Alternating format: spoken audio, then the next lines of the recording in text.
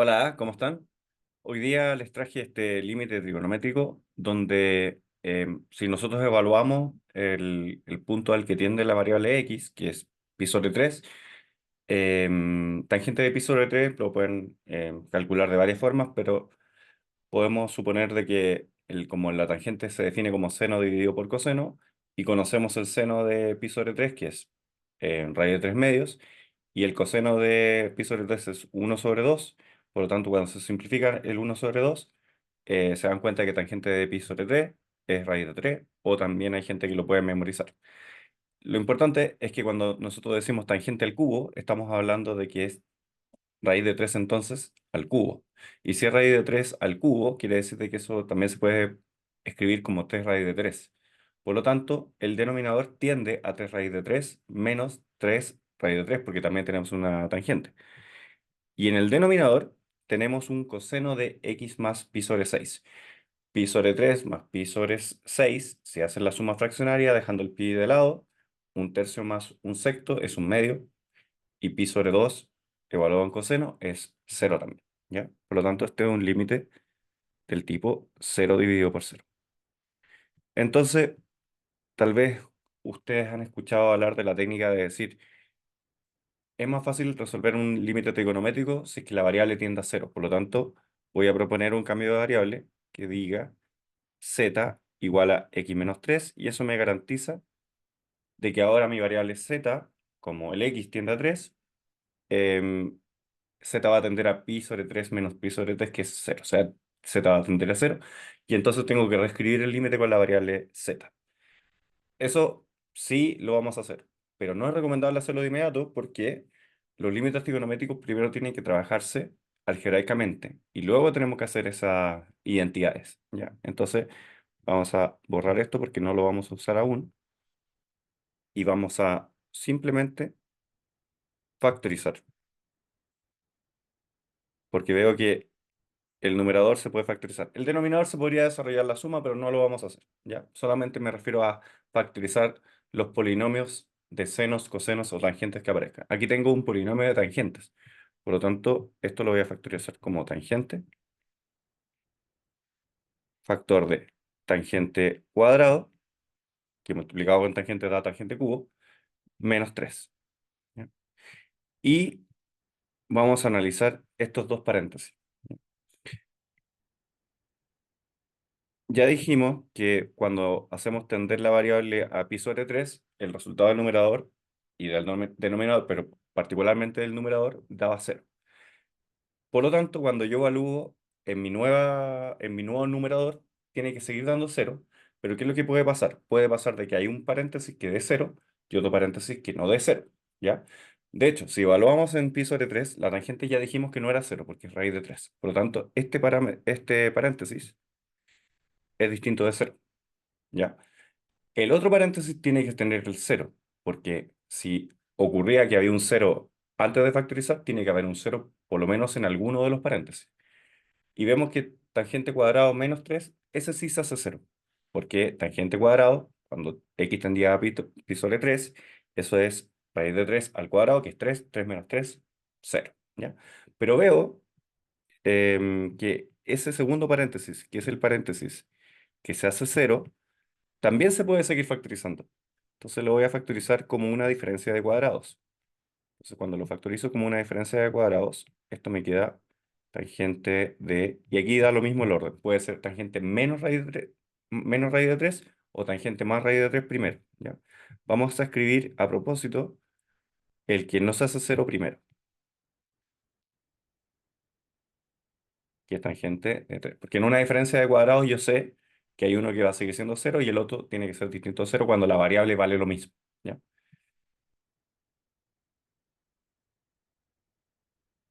Entonces ahí tengo totalmente factorizado el numerador, ¿ya? Entonces ahora vamos a comentar algo que no siempre se aplica correctamente. Por supuesto que no vamos a hacer L'Hopital en este tipo de límites, porque lo que se evalúa cuando estamos haciendo límites de este tipo es que nosotros podamos hacer algebraicamente límites, ¿ya? Nosotros aplicamos la regla de L'Hopital cuando no hay otro camino, o cuando estamos trabajando en límites de varias variables, cuando nos estamos acercando por caminos y el límite nos queda muy incómodo de trabajar porque el objetivo es otro. ¿Ya? Después de ese paréntesis, continuamos. Entonces, lo que vamos a decir es que vamos a aprovechar la teoría de álgebra de límites para decir, bueno, si este límite existe, depende solo de las partes que tienden a cero en el numerador y en el denominador. Y las partes que no tienden a cero, tanto en el numerador como en el denominador, solamente modifican su valor en el caso que el límite exista. Siempre hay que partir de la hipótesis de que podría no existir el límite. ¿Ya? Pero si yo separo en dos límites, uno que tiende a cero dividido por cero y el otro que tiende a algo distinto de cero, voy a evaluar los límites de manera distinta. Y para el límite del cero dividido por cero, para ese sí me conviene hacer el cambio de variable que enuncié al principio del video. Entonces lo que voy a hacer es separar en dos límites. Límite cuando x tiende a pi sobre 3 de en mi caso es muy fácil porque solamente tengo cosas que puedo sacar del límite que están en el numerador, pero insisto, también funciona para el denominador. Aquí me queda tangente de x más raíz de 3. Y la otra parte del límite, la parte que sí se hace cero dividido por cero, la voy a dejar en un límite aparte,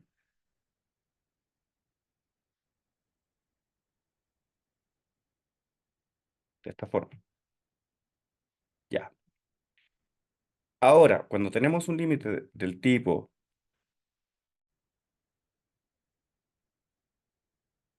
ahí tuve un problema de señal, pero ya se restableció. Me parece después reviso si es que quedó bien en la grabación. Entonces lo que estaba diciendo era que ahora tenemos un límite del tipo cero dividido por cero y un límite de una función continua. Porque es una función continua porque no tiene problemas en el pi sobre 3. Por lo tanto, la parte de afuera se puede evaluar directamente. Entonces, para los más puristas, vamos a evaluar y después vamos a calcular el valor de lo que acompaña al límite que todavía no sabemos si existe o no, que vamos a aplicar el cambio de variable. Por eso lo separamos en dos límites, porque quiero que el cambio de variable solamente afecte al límite de la derecha.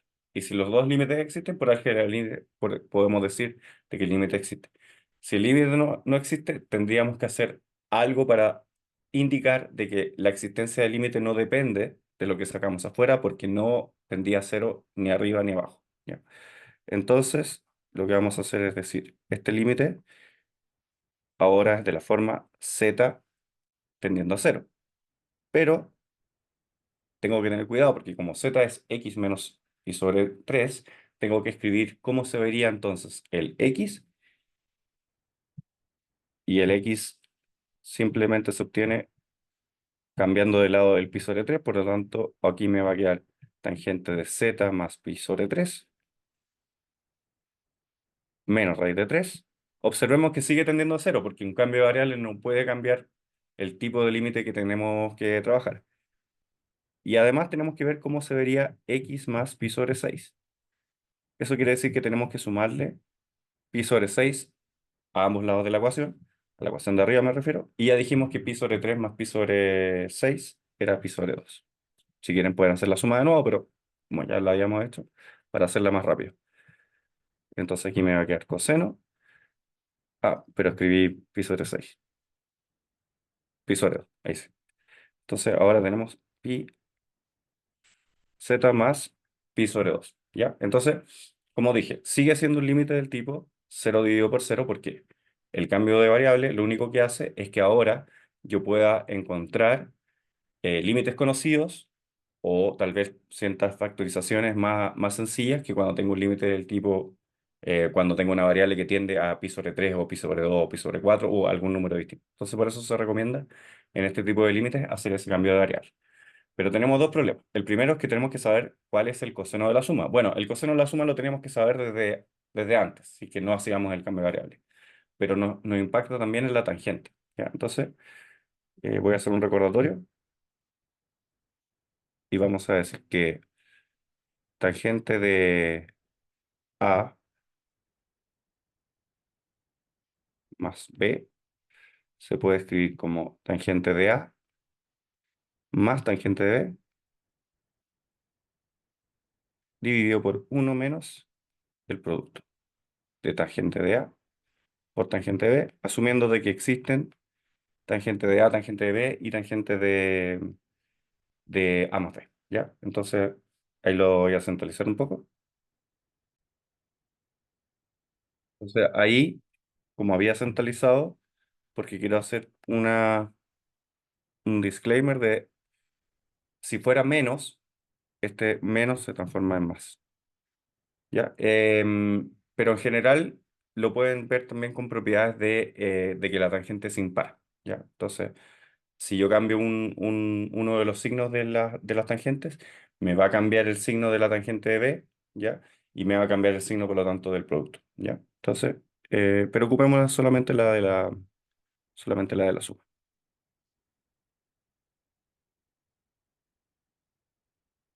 Ya. Entonces, em, bueno, y el coseno de z, volver a la pantalla centralizada, ahí sí. El coseno de z más pi sobre 2 es un caso particular, hay gente que se lo aprende de memoria, porque como es pi sobre 2 y coseno de pi sobre 2 es cero, vamos a decir aquí que voy a tener que ocupar más espacio, así que voy a borrar los pasos anteriores. Entonces vamos a decir de que aquí, ahí se me borró esto sin querer. ¿Ya? Entonces vamos a decir primero que esta parte del límite, el límite de la parte continua, esto es raíz de 3 por raíz de 3 más raíz de 3 y raíz de 3 más raíz de 3 2 raíz de 3 por raíz de 3 es 2 por raíz de 3 al cuadrado, que raíz de 3 al cuadrado es 3 2 por 3 6. Entonces esto es 6. ¿Ya? Por lo tanto, lo que vamos a hacer es, vamos a escribir 6 por mi nuevo límite, que es el límite de aquí, cuando z tiende a cero. Y vamos a desarrollar la tangente de la suma y el coseno de la suma para ese caso particular, ¿ya? Entonces, voy a ocupar primero la tangente de la suma, porque es un poco más grande, va a ocupar más espacio, y después dejamos abajo el coseno de la suma.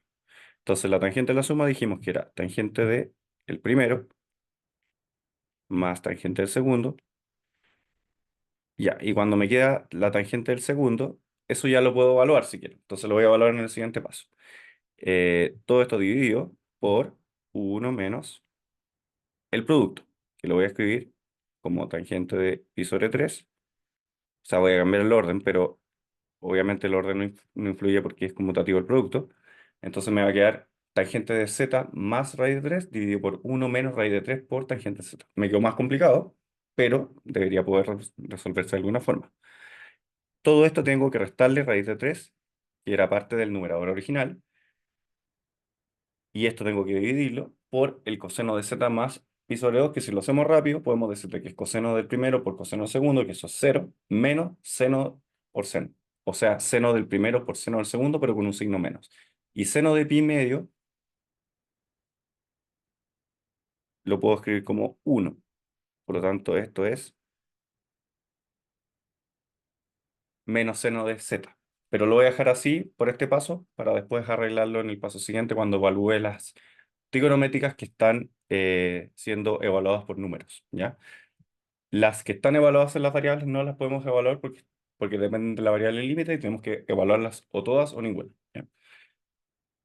Si nosotros hacemos este arreglo algebraico ahora, para poder sumar una fracción, tengo que tener una fracción común. Entonces, esto es como decir, voy a multiplicar por acá, por uno menos raíz de 3 tangente de z,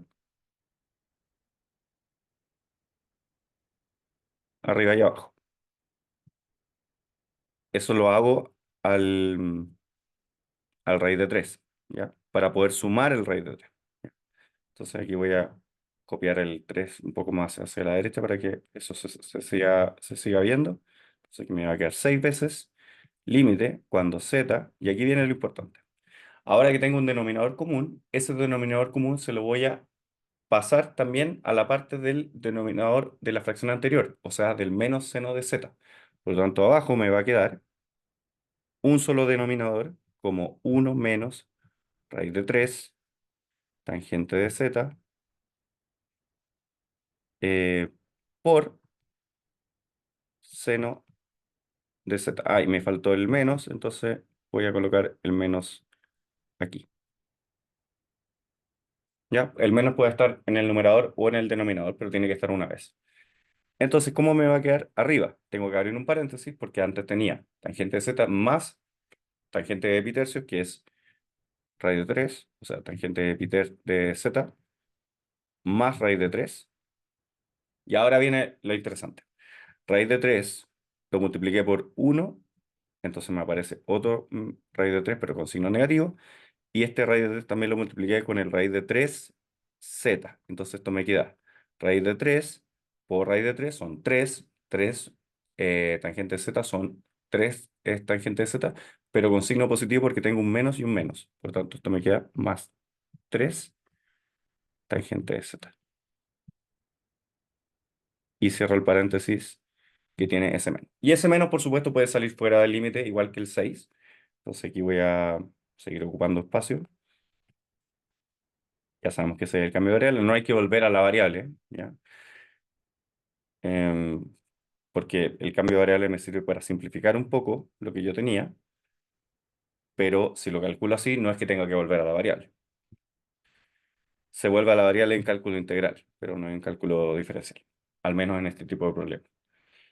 Entonces, ahora me está quedando menos 6, por lo que dijimos de que podemos sacar ese menos, y me está quedando seno de seno. Límite cuando z tiende a 0 de tangente más 3 tangentes son 4 tangentes. Entonces ahí tienen dos posibilidades. O mantenemos el 4 ahí, o se lo agrupamos al menos 6 y me queda menos 24 por, y ahora sí voy a tener un límite más compacto, tangente de z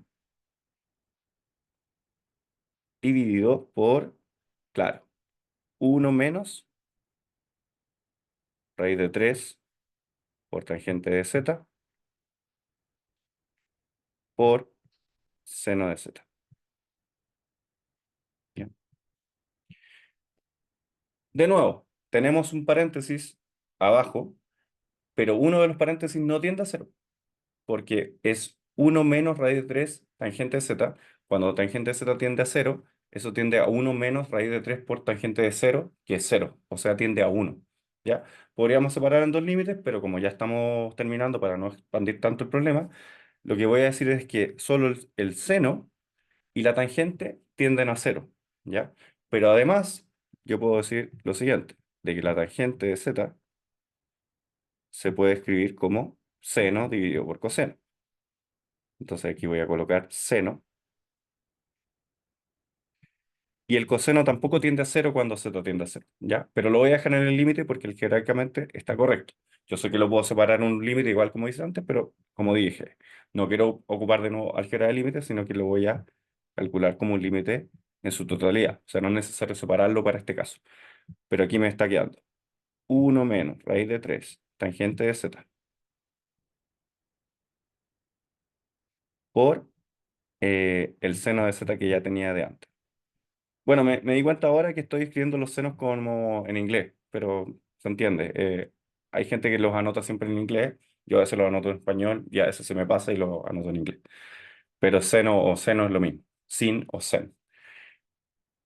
Lo bueno de tenerlo factorizado es que ahora puedo tajar,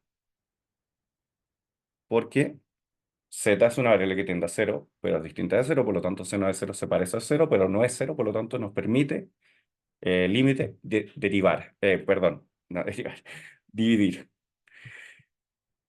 Por lo tanto, en el último paso voy a decirte que esto es 24 por el límite de lo que me queda. Que de hecho siempre cuando yo simplifico un cero dividido por cero, yo calculo el límite de lo que me queda, si es que me queda algo.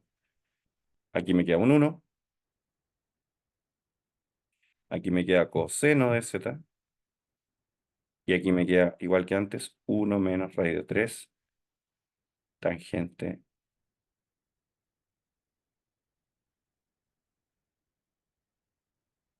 Ahora sí, raíz de 3 tangente de z.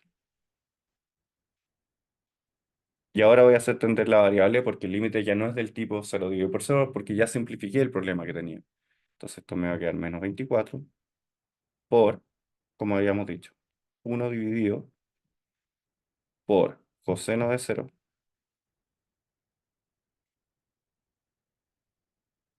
que vale 1, y 1 menos raíz de 3 tangente de 0, que vale 0, y eso hace que ese paréntesis también valga 1.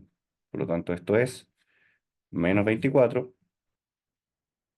multiplicado por 1, que es menos 24, y dividido por 1 por 1. Y eso es menos 24.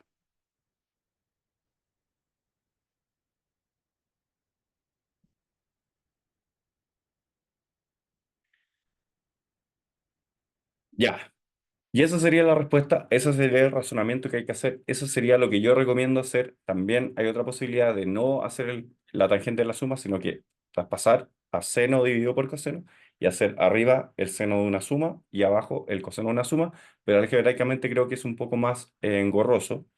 Y en este caso, con la tangente de la suma, no queda tan difícil como parece inicialmente, ¿ya? Entonces, tengan cuidado con la tangente de la suma porque hay un cambio ahí cuando es la tangente de la resta, por lo que dijimos antes de que tangente de menos a, por ejemplo, es igual a menos tangente de a si es que tangente de a existe, ¿ya? Porque la tangente es impar, ¿ya? Entonces, ahí pueden hacer un racionamiento de cómo cambiaría el seno, la tangente de la resta en lugar de la tangente de la suma. Ya, pero no quiero alargar más el video. Espero que les haya gustado este límite trigonométrico. Tengo un poco de delay porque no hay mucha señal, pero bueno, ahí se está moviendo la pantalla a cualquier lado. Pero esa sería la respuesta. Los lopiteros pueden comprobarlo con L'Hopital y van a llegar al mismo resultado, pero no es la idea, no es la idea para este tipo de límites. Así que si les gustó el video, suscríbanse al canal. Yo soy Natolino, el canal es Natomáticas y como siempre, muchas gracias por ver.